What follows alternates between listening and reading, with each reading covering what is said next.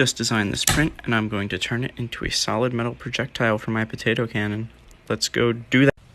Metal of choice for this projectile is aluminum from cans.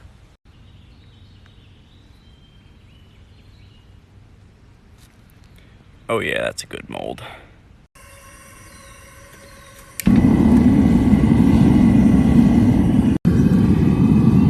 I cannot show the pouring part due to only having two hands.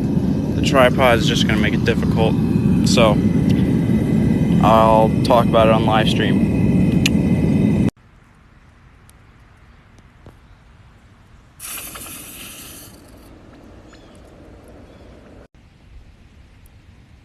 It's not a perfect replica, but it'll do. Part 2 will be out in like just a sec after this.